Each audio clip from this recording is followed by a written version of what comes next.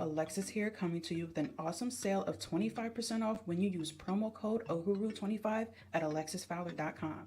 I provide services like digital art, logo designs, packaging designs, web designs, social media flyers, and much more. If you're an entrepreneur with a business or a startup company, make sure you take advantage of this opportunity, getting 25% off when you use promo code OHURU25 at alexisfowler.com.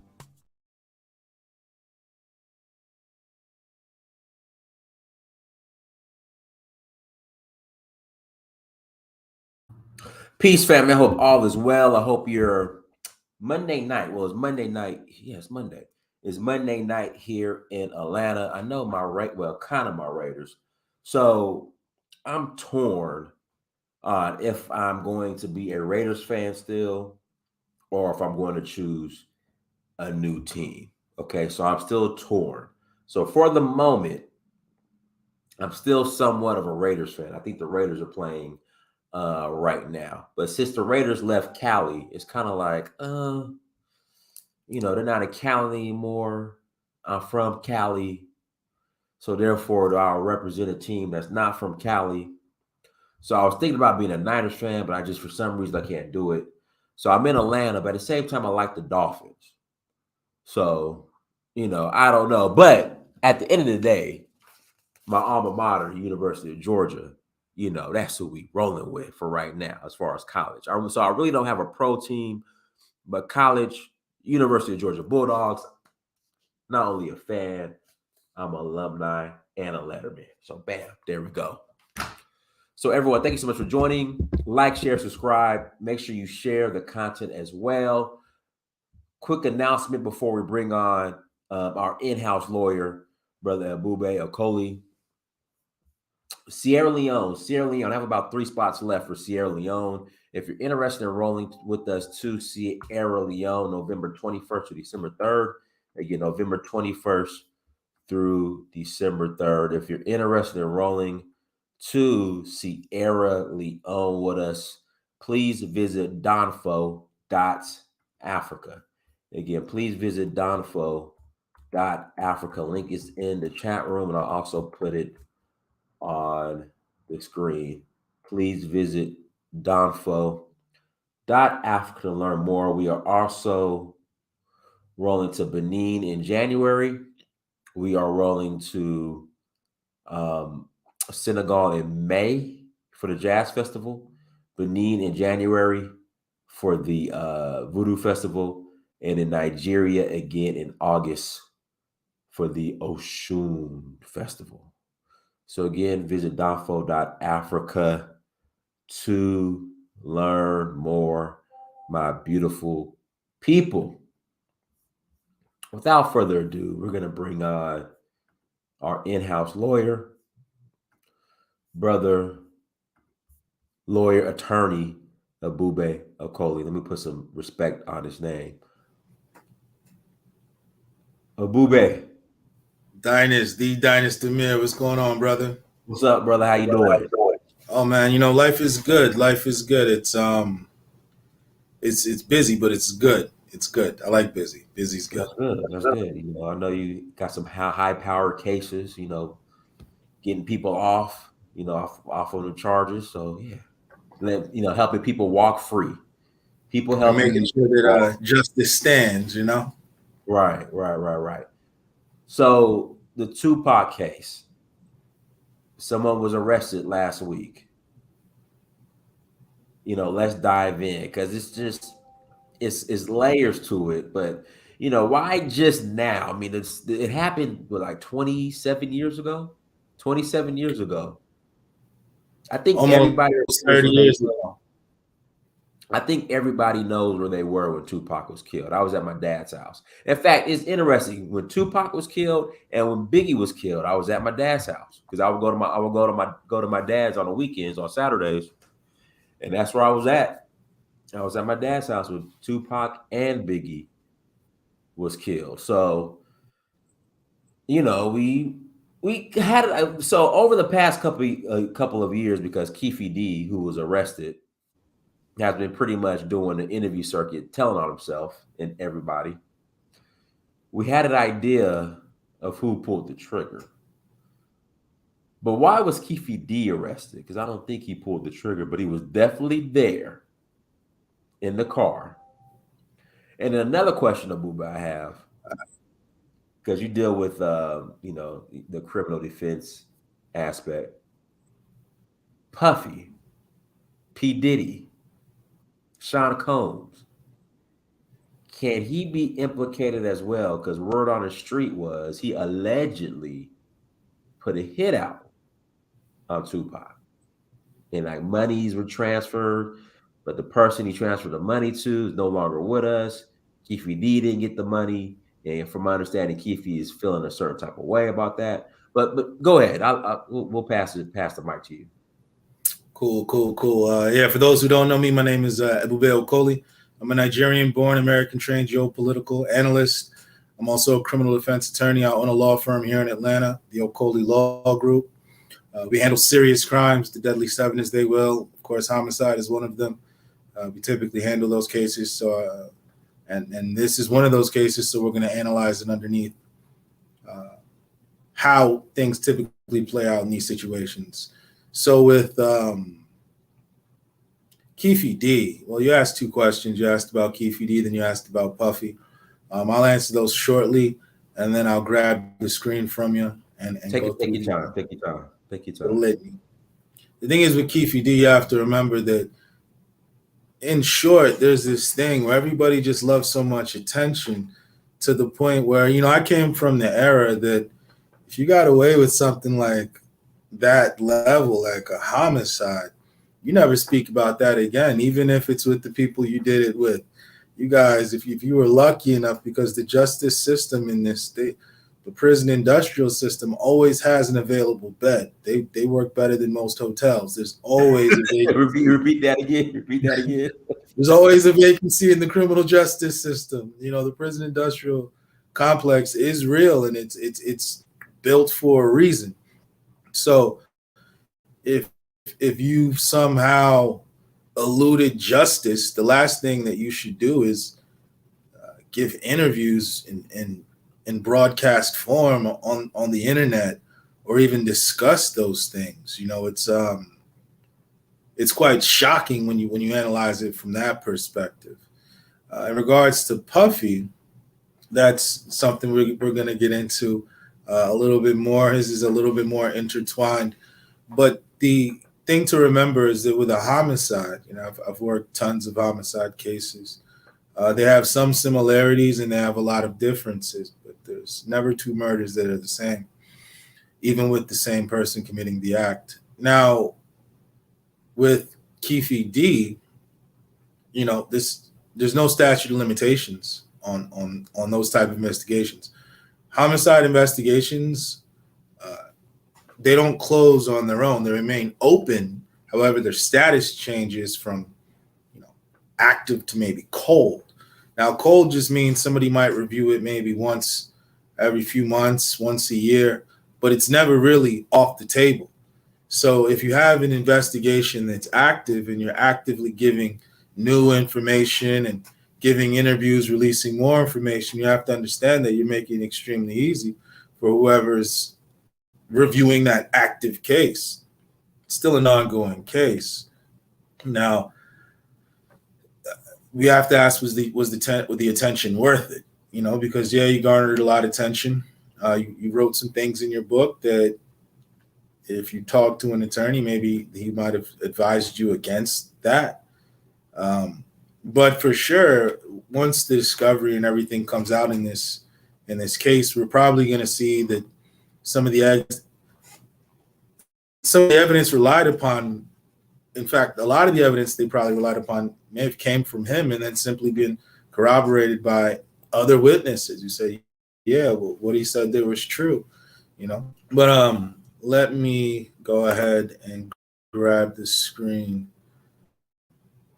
Let me do that now.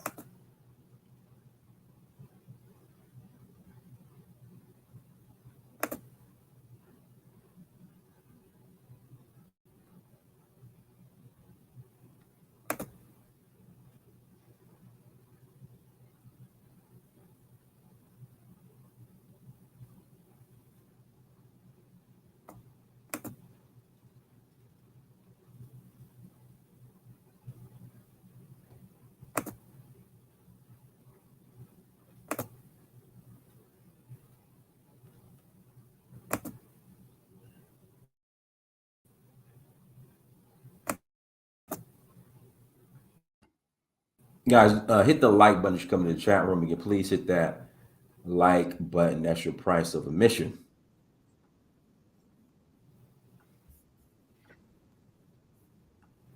Here we go. All right. So let me know when it loads up on your end. Okay. Yeah, it's about to load. It's doing a little circle of death right now. Perfect. You know, you got to give these things time. Technology. Oh, there we go. All right. We're live. Perfect. Go ahead.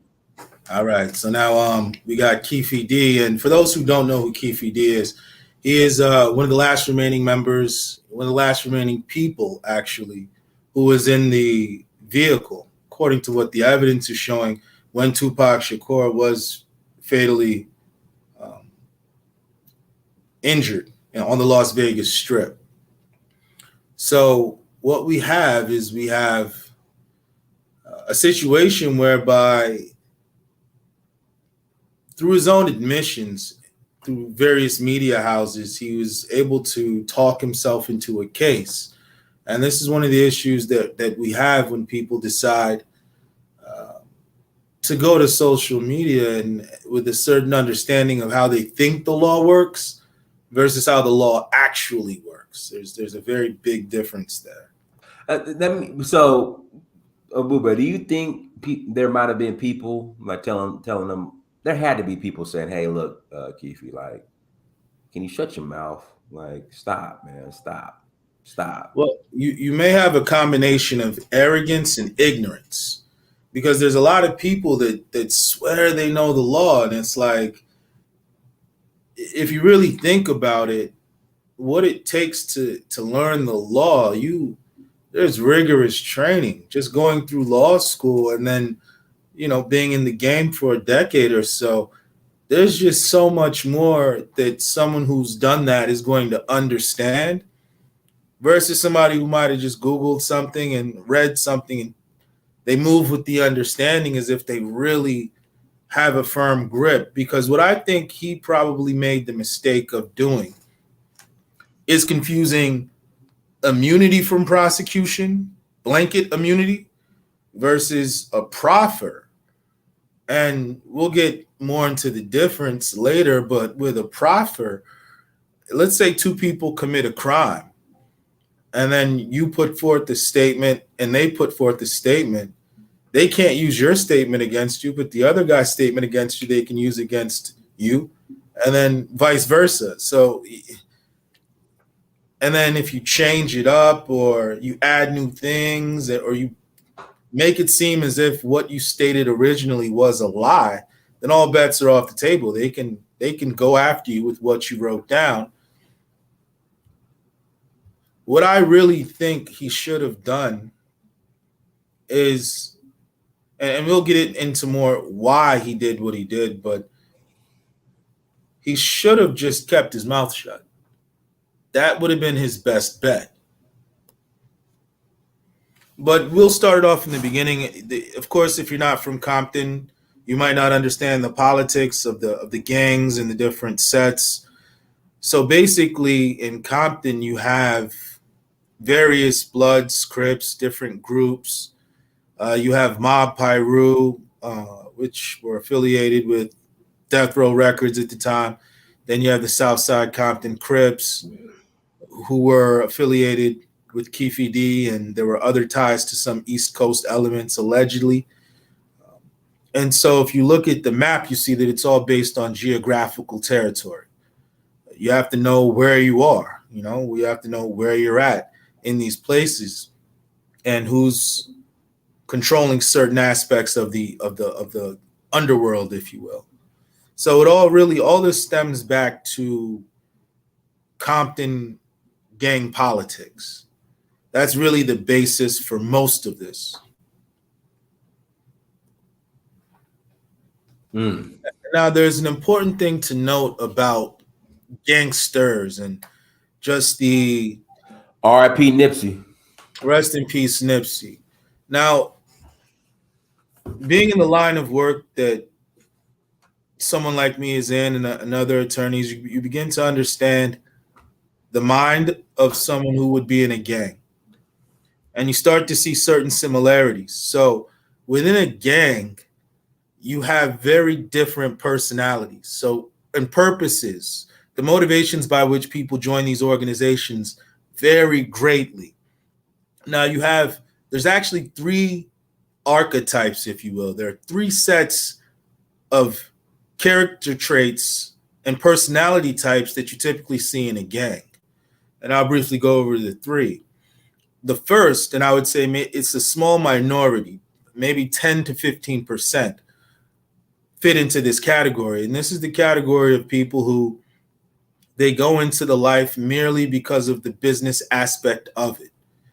So now let's say someone in Atlanta, they have a certain proclivity to trade in narcotics, and they know by joining this gang that's connected to a gang in California, they're under the same umbrella, that the gang in California has direct access to products from south of the border. They're working with Mexicans to get contraband narcotics.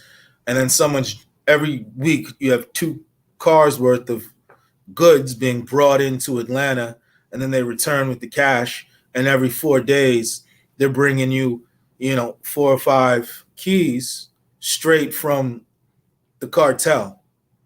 So now you have maybe 10 to 15% of people who join gangs. They look at it for the financial aspect, meaning that I can move further and faster in this particular trade by being associated with this group that has pre-established trade networks. These are typically the people that they'll shun violence because they understand at the end of the day, this is all about business. It's not about wanton violence and unnecessary violence, because they understand that that interferes with the business. And at the end of the day, if the proverbial block is hot, you can't operate in the same capacity that you can operate and efficiently run your business. These aren't the men who are engaging in wholesale violence. In fact, they may even shun wholesale violence and seek resolutions that enable the business to continue unfettered. So you have about 10 to 15%. It's a small minority. In certain lines of work, you come across and you realize, okay, this person is slightly more intelligent than the average person that you would find in such a criminal enterprise, and maybe in a different situation, maybe born in a different time, in a different place. They might have been a captain of an industry or something like that. So you have about 10 to 15% that are in it purely for the business. Now you have another 10 to 15% that they're with it. They're the gangsters that make that other gangsters fear.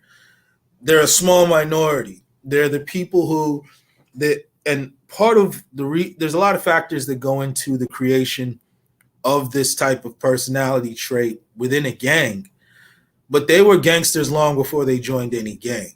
The gang just gave them the platform to essentially do what they wanted to do. And you have, so DMX and Belly, for example, would be that type.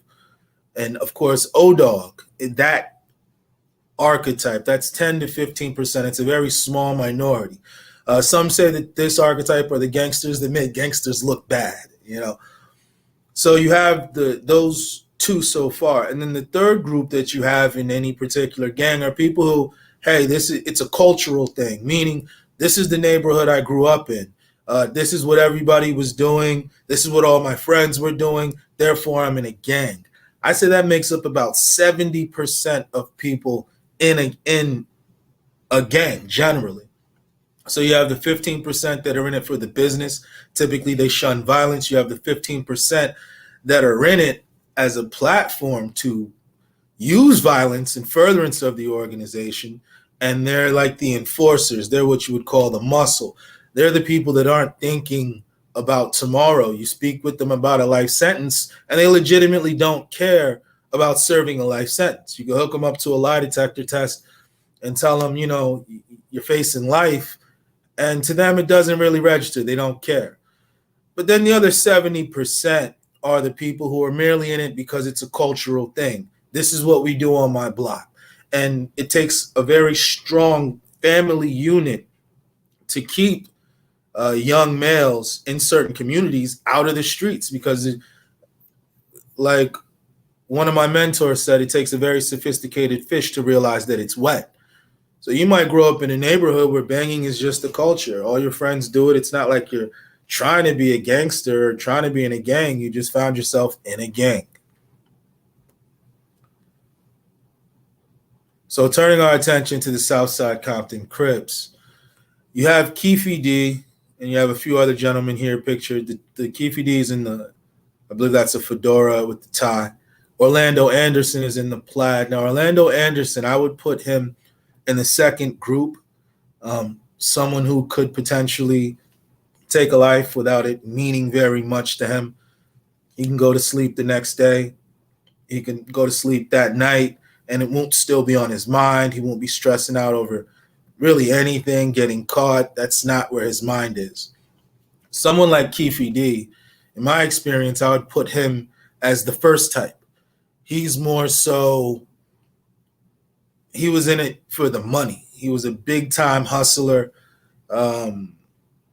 The main motivation for someone like him was always money, not so much the violence. And that's important because the events that led to his downfall were based on the fact that there was a sting operation set up by the government around narcotics, and they were able to pull him in. And because he was facing a life sentence there, they were able to put pressure on him to disclose and solve and put together the pieces of the puzzle for other issues. Now, again, this is Orlando Anderson. He was more so, I would put him in the category of someone who didn't necessarily view life the same way as a lot of people viewed life, didn't necessarily see the consequences of certain actions, and he was fully committed to the gang life. I would put him more so in that bracket, less so in the business and less so because of it's his neighborhood culture. It's more so because this is who he is as a person.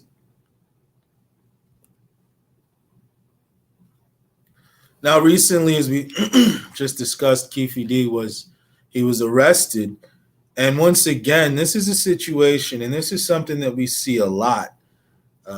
For some reason, we see a lot of people misusing social media to discuss things that have real-world effects with little regard to those real-world effects. Because at the end of the day, every homicide is an open investigation until it's closed. There's no statute of limitations, meaning that if they can solve a murder from 40, 50, 60 years ago, they'll do that. And it's been 40, 50, or 60 years. With this, it's only been 27.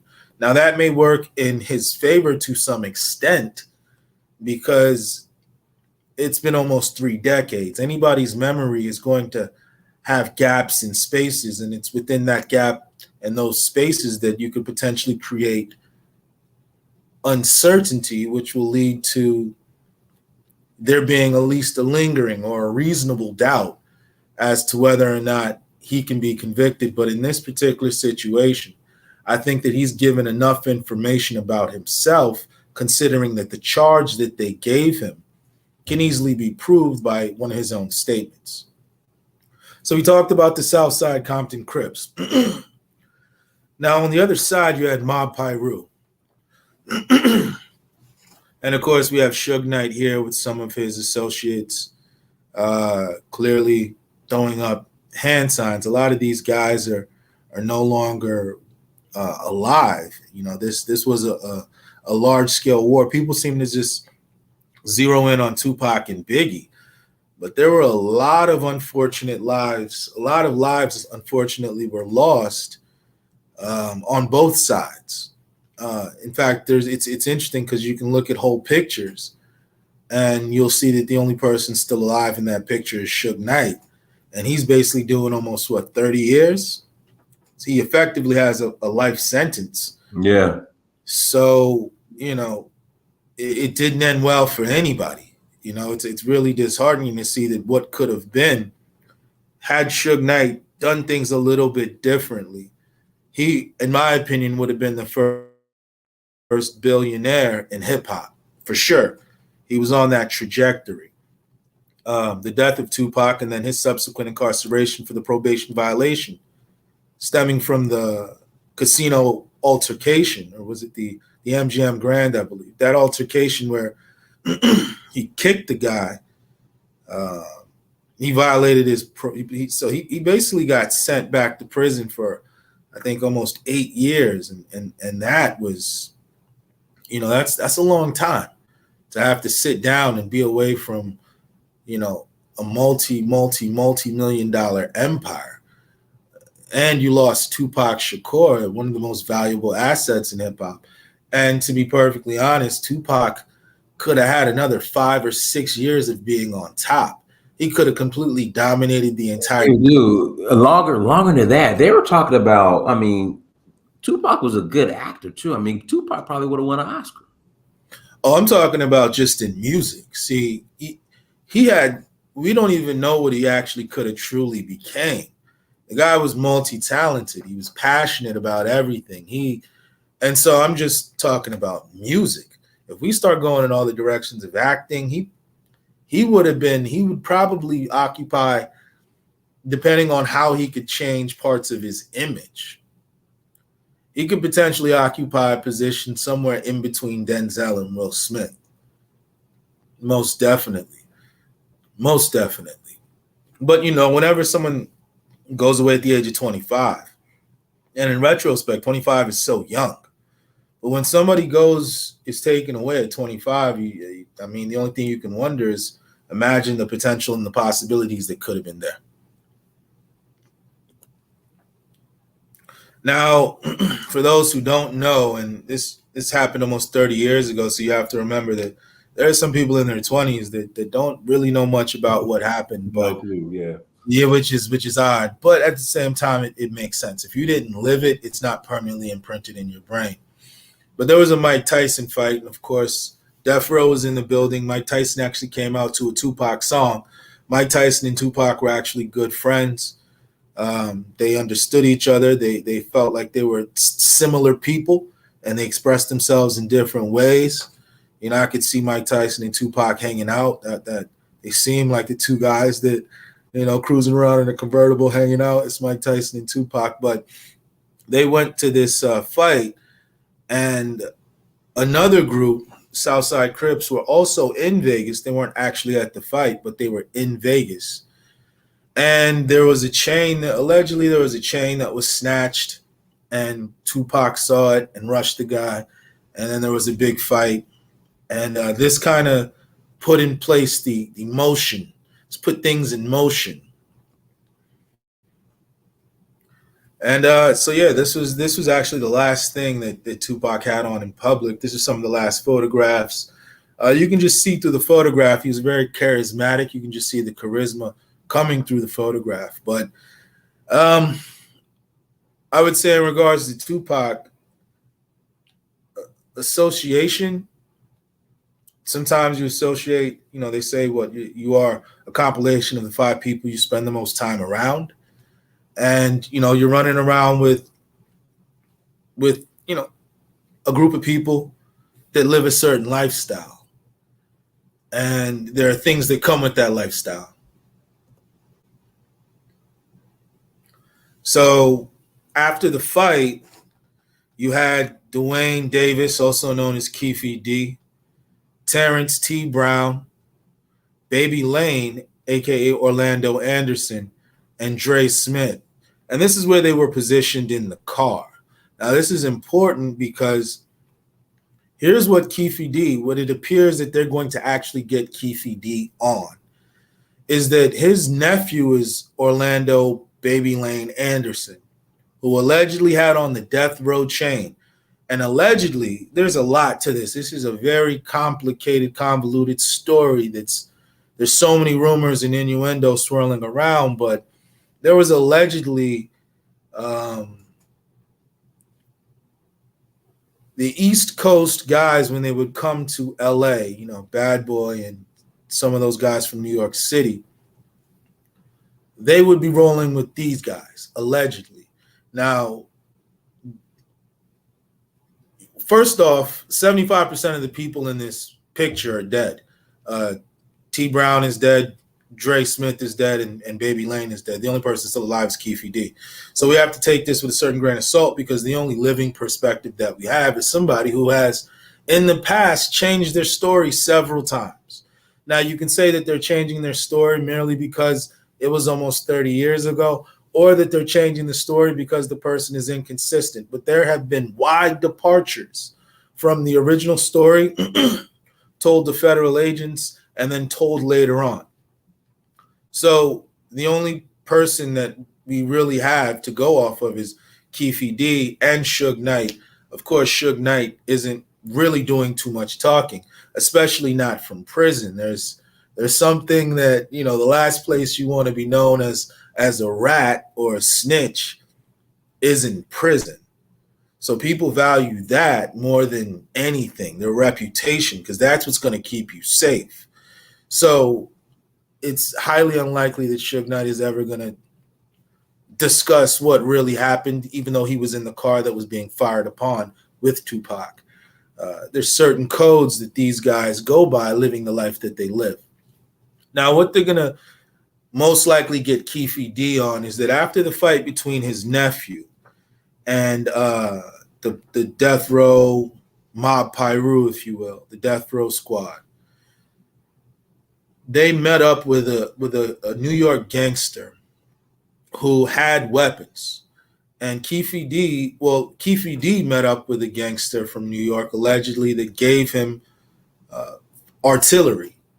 And he allegedly, in his own statement, stated that he passed the gun to Dre Smith.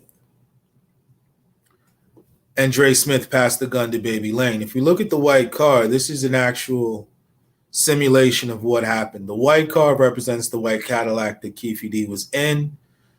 There were some girls in the green car who were basically trying to flirt with Tupac. And then in the car, the black car, that's where they were. So originally, Dre Smith was in the back seat. And for some reason, he didn't want to fire. And so, according to what Keefe D stated, he stated that he handed the gun to Dre Smith. Dre Smith somehow didn't want to shoot. Orlando Anderson, according to Keefe D, then took the gun, leaned over the lap, over outside of the window, and let off several shots into the car that held Suge Knight and Tupac Shakur. So if you look at the diagram, you see where everybody is sitting. Keefe D is in the front seat in the passenger side, which is an awkward position to shoot back through the car. T Brown is the driver, which means that after the deed, he's focused on peeling out. So typically, the natural trigger person would be Dre Smith. And there are rumors and allegations that Dre Smith bragged about doing the shooting. But at the same time, there are other statements that say it was Orlando Anderson. Now, once again, the issue that Keefe D has is that if you hand somebody a weapon and they use it to shoot somebody, you're just as guilty of that murder. Both of you, there's no difference there, as long as you share the same mens rea. Now, to be guilty of a crime, there's something called the mens rea and the actus rea. The mens rea is the mind state. The actus rea is the actual act. So with the mens rea, that means that we all share the same mentality, right? So for example, let's say you walk into a crowded room and you take off your jacket and you put it in coat check. And then simultaneously, someone with the exact jacket, same everything, same size, same color, both of y'all bought it that same day. He hangs his up later. And upon leaving, you accidentally grab the person's coat and walk out with it. Now, in most states, you're not going to be guilty of theft because you didn't have the mind state to steal anything. And that's just shown by the facts. You thought it was your jacket.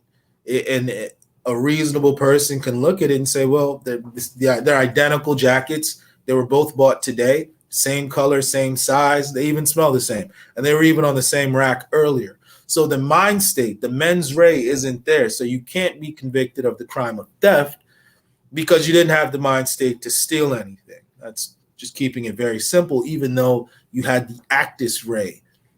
So whenever you have a crime where you share the actus rea or a mens rea and you contribute in certain ways, certain criminal liability is attached to you at that point.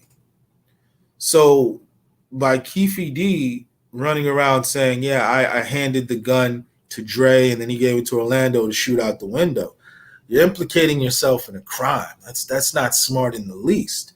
It's probably one of the dumbest things that you can do, especially when you go on popular social media forums. And you have to remember that a murder case never goes away.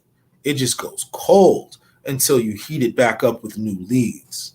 And so this is one of the situations where he's the defense attorney's nightmare, because all of the evidence, a great deal of the evidence of the heating up, if you will, came from your client. It's going to be interesting to see what the discovery is on this and what evidence they're using. But like I said earlier, I guarantee you that a large percentage of the evidence that they're going to use against him is going to come from his own admissions.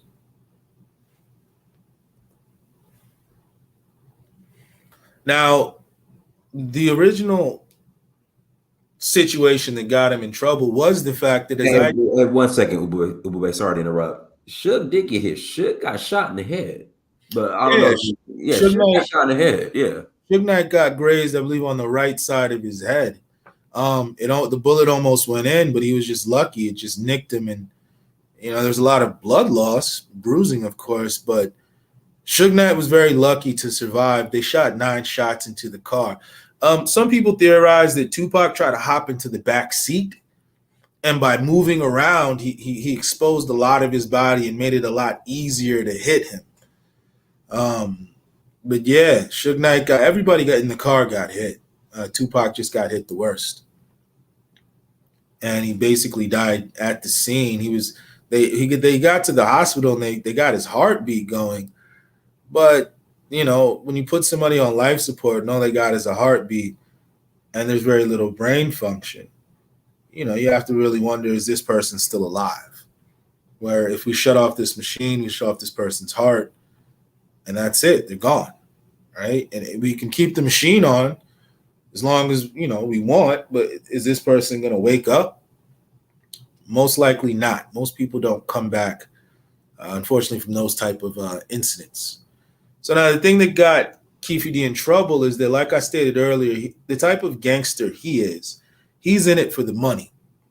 He's not really in it for the violence per se aspect of it. He's one of the gangsters that were making, I'd say, millions of dollars annually through illicit narcotics trade. And the government knew this. The government knew, okay, this guy is a big time drug dealer. We're just going to set him up. And so they set him up with a sting, and they were able to take him down. And they said, you know what, we have enough on you to put you away for life, or you can give us some information. And if you tell us the truth, we're not going to prosecute you, but we want you to tell us about the Tupac and Biggie. We want to see if we can close some of that. And he told them that, hey, I don't have much information about Biggie Smalls, but I can tell you everything that happened with Tupac Shakur. And once again, he didn't have blanket immunity. It doesn't mean that after you told the police that story, you can now go selling that story and talking about it and reminding people. And because with a proffer, they can use other people's testimony against you. That's the thing about it. It's like you got to do that in secret and keep it secret, because other people's versions of the events can be used against you. Just your version of the events can't be used against you. So if you spark something in somebody's mind and they say, oh, yeah, I do remember, that is right. and they go to the police, well, the police say, yeah, we're not prosecuting you off of your statements when you were in that room. We're prosecuting you off of this other stuff you said over here. That stuff wasn't covered by the agreement.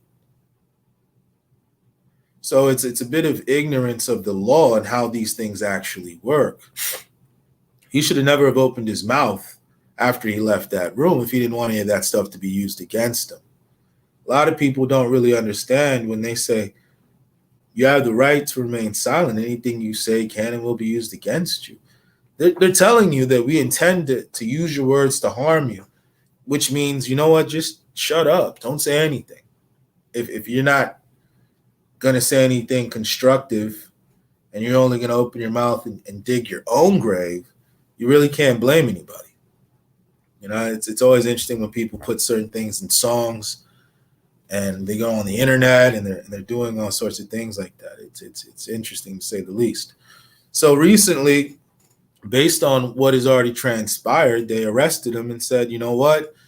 We have enough to prove that you gave a gun to somebody who killed this man.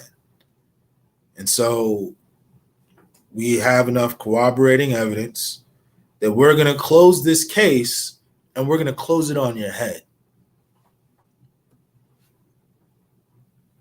So what he looks like he's going to get charged with is open murder, right? And open murder, it works similar to felony murder. So for example, with felony murder, and this is the crazy thing about felony murder, is that typically you have to have some sort of intent. Certain crimes require a certain intent. But with felony murder, let's say you and two of your friends are going to rob a bank, but you agree, hey, we're not going to load our guns because we don't want to really hurt anybody. We're not really criminals. We're just down on our luck and we just want some money, but we don't want to harm anybody. And we look at robbing a bank as a harmless crime, believe it or not. So now that person goes and gets with these two people and they all decide that, you know what, we're going to rob this bank. Now, the first and second guy don't know that the third guy, he went and loaded his gun and brought guns that are loaded because he planned on killing somebody because he's that type of dude.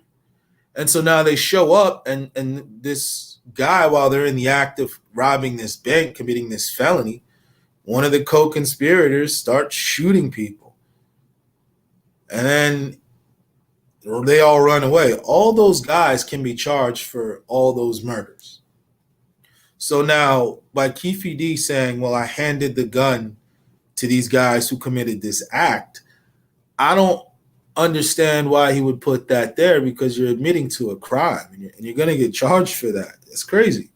You're admitting to a crime on many social media platforms in a way that's not protected by your original agreement.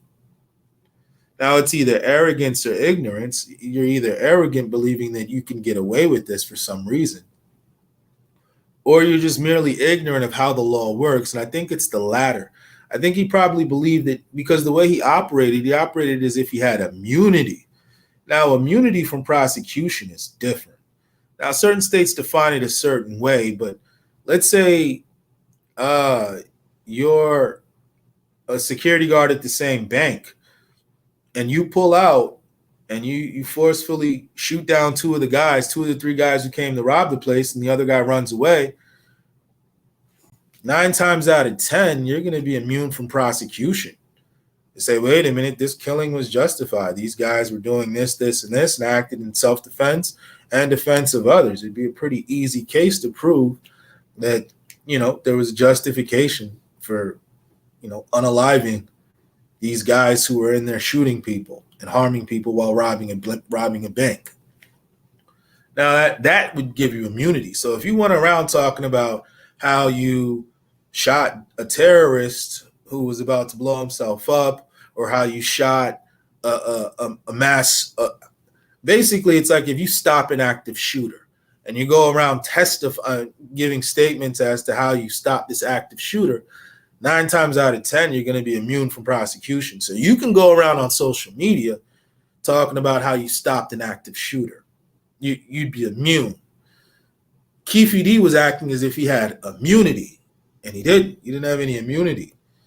In fact, what you did carries very harsh sentences, right? So Keefe D could potentially face the death penalty. Nevada is one of those states that they'll give you that lethal injection.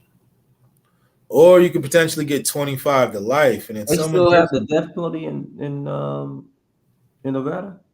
Last I checked, yes. Now, the only issue with that is that sometimes they'll have it on the books, but they just won't use it.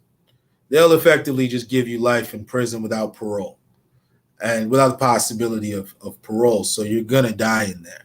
Or even if they give him 25 years, he's 60, almost 60. You know, he's up there and he has cancer.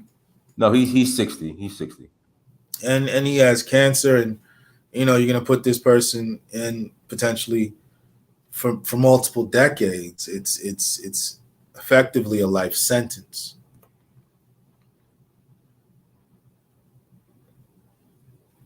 Now, when we look at everybody here, everybody's gone except Keefe D, but then we also have to take into account Zip.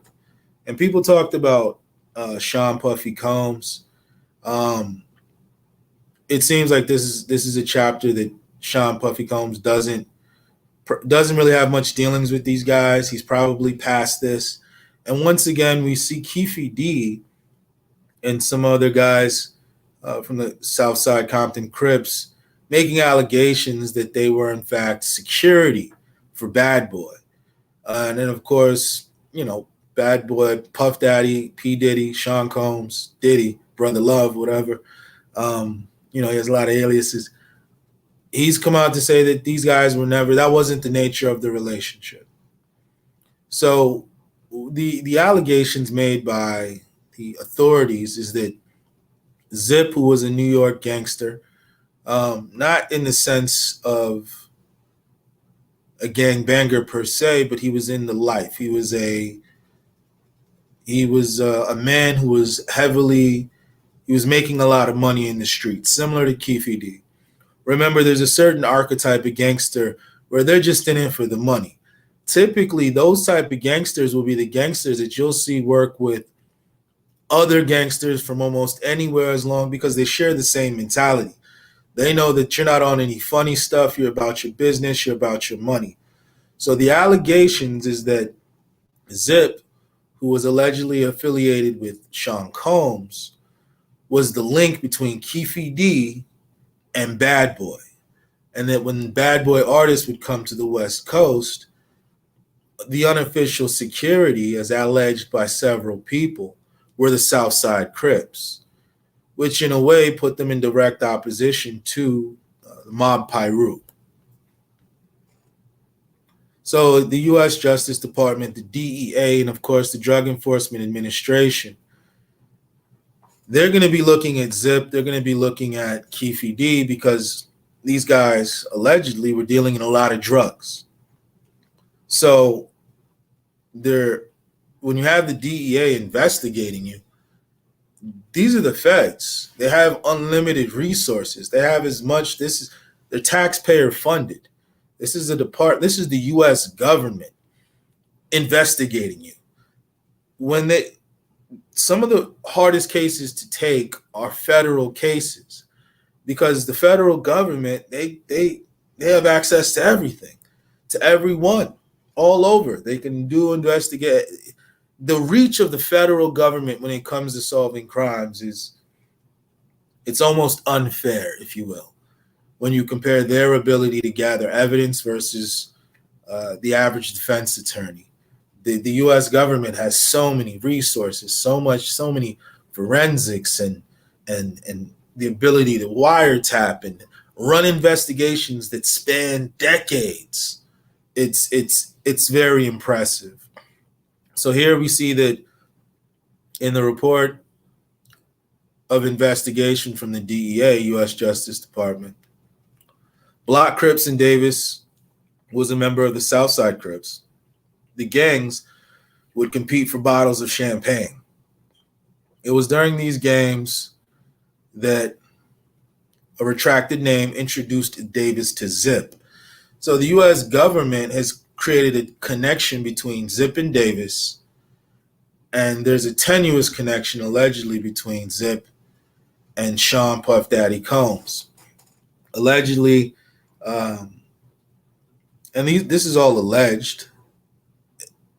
One of the good things that Sean Combs has going for him is the fact that a lot of the people involved in this simply aren't around to testify. One. Two, it's been almost 30 years. There's going to be a lot of he said, she said, with little to corroborate. And then three, you have someone like Keefe D, who on several occasions has had very inconsistent stories. And the argument can be made that, well, this person is only trying to bring this person into it to save themselves, because there's not really any real evidence outside of rumors in the streets that there was $1 million put up by Puffy, $500,000 for Suge, $500,000 for Pac. You know, those were in the streets. That those were rumors, but at the end of the day, without evidence to really substantiate a rumor, it's very difficult to pull in someone like P. Diddy.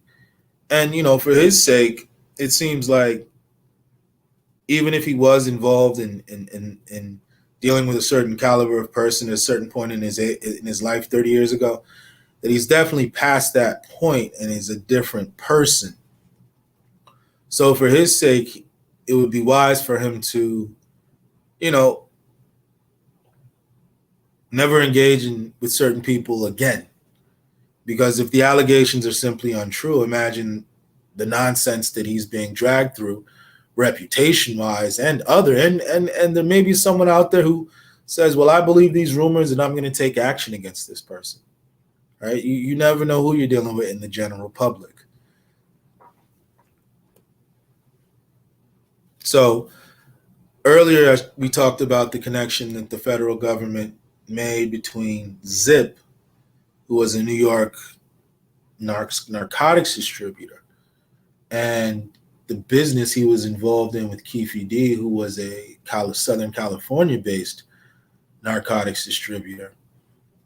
There's also links between Zip and Puff Daddy, and then people making the allegation that the Southside Crips were used as security. But once again, there's really no formal arrangement. There's no contracts. There are really no tangible evidence. And even if there was protection, a lot of these gangs will see artists from out of town and say, hey, look, pay us some money to protect you, and nothing bad will happen to you. And the crazy thing is that if you don't protect them, they themselves will be the ones to enact the bad thing happening to the people. Right. So when they say, yeah, we were security, is it were we being protected from you guys, or were you guys actually protecting us? But at the end of the day, Diddy also had formal security, which, you know, he did have actual security, people trained in security and actual security. So this claim, we don't really know the validity of this claim, especially since many of the people who were allegedly in it are gone. So for those that, you know, who are bringing up Puff Daddy, it's highly unlikely that any charges will come from this, because there's really nothing to back it up. You have Keefe D, who's essentially, he's now cornered. He's painted himself into a corner with his own words. And that's basically, when an animal is cornered and desperate, the desperation can lead to them saying, well, here's a bigger fish, you know, let me bring this person in. But at the end of the day, the person who is going to most likely be charged, especially based on their own unsolicited statements, is most likely Keefe D, based on just the amount of the library of confessions that he's given them to work with. It's going to be extremely difficult for him to get out of this. So it looks like the passing of Tupac Shakur is going to have an ending, and most likely the Keefe D narrative is going to be the narrative that some people believe. Some people make the allegation that Suge Knight set the whole thing up, which would be ridiculous. Because for one, I don't think they have the resources to do all of that and set all that in motion.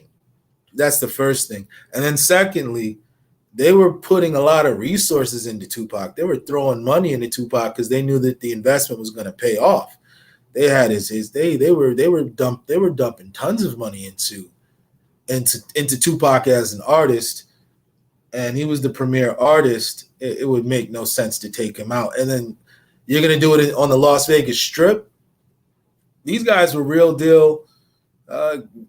The mob Pyru, if they wanted to get rid of somebody, they knew how to get rid of somebody, especially somebody internal to their camp. People like that, when they want to get rid of you, you just disappear. You might be out in the desert somewhere when they find you.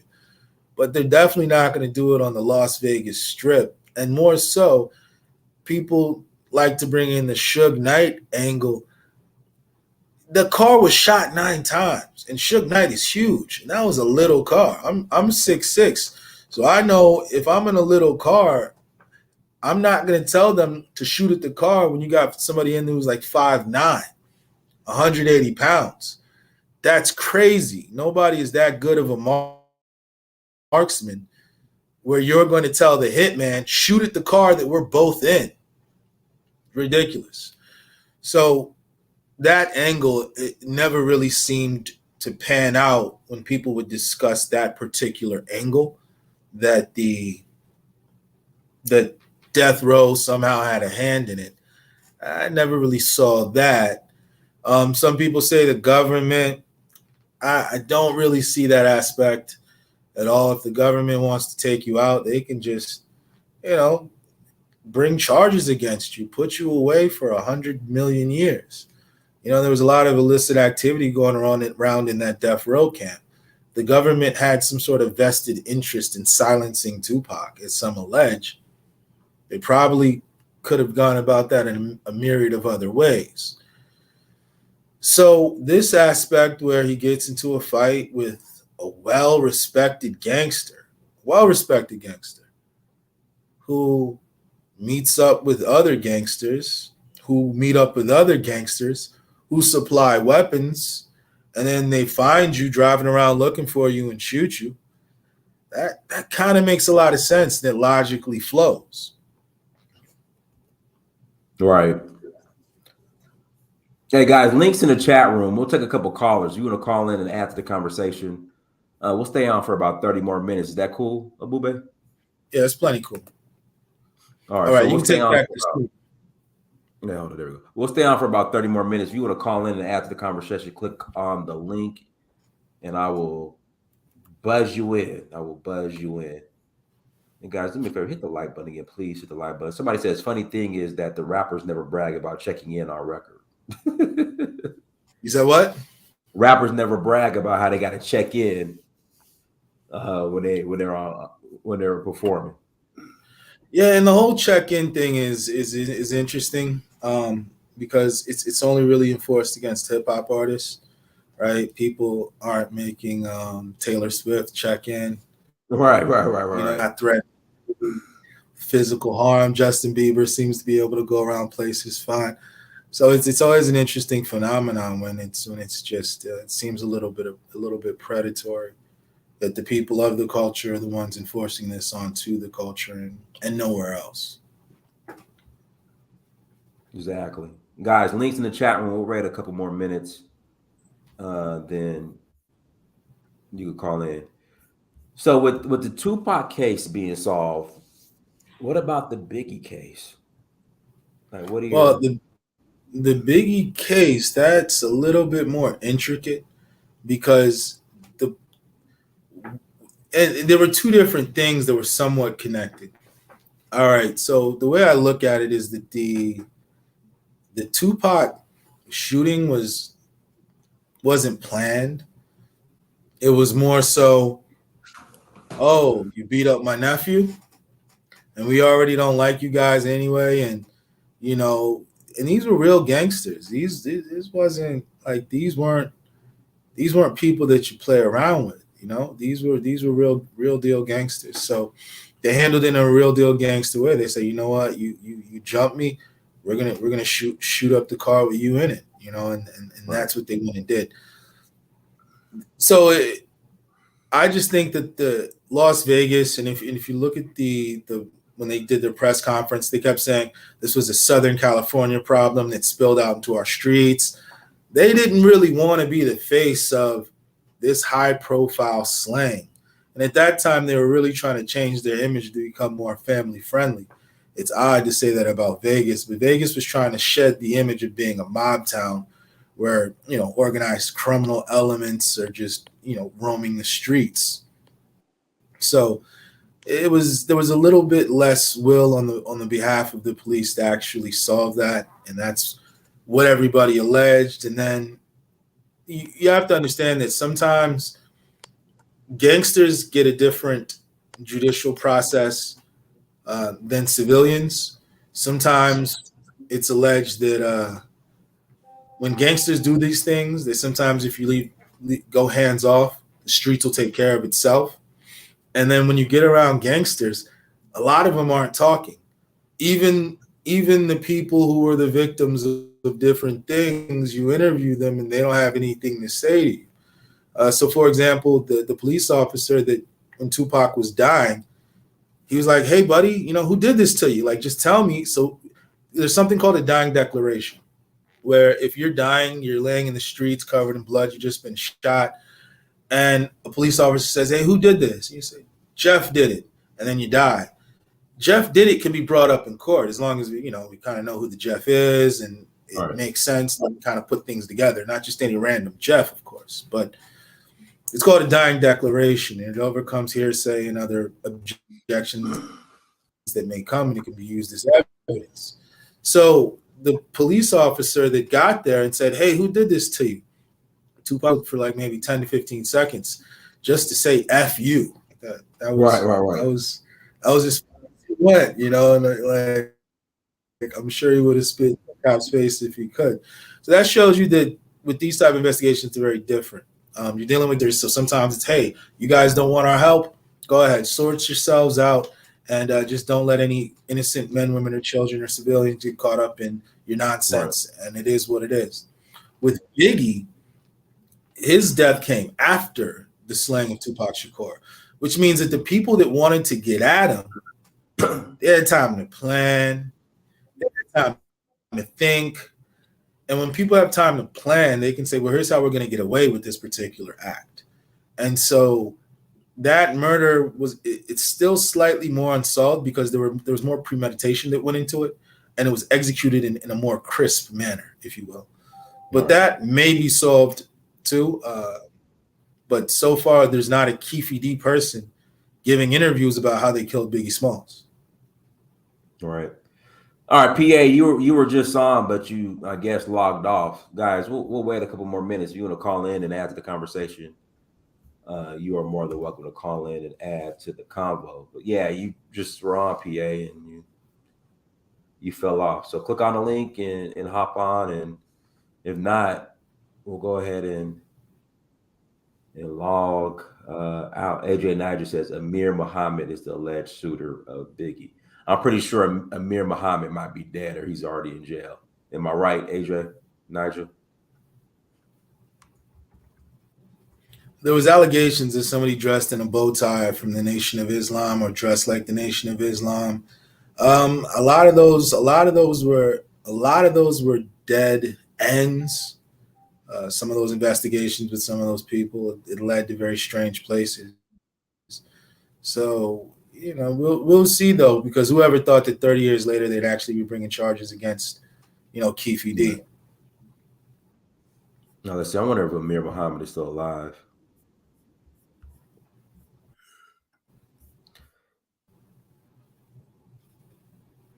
No, AJ, is he alive or is he dead? Oh, he's living in Atlanta and changed his name. Okay, I guess he's still alive. All right. Well, guys, listen, we'll log out. Ebube, anything else you'd like to share in closing?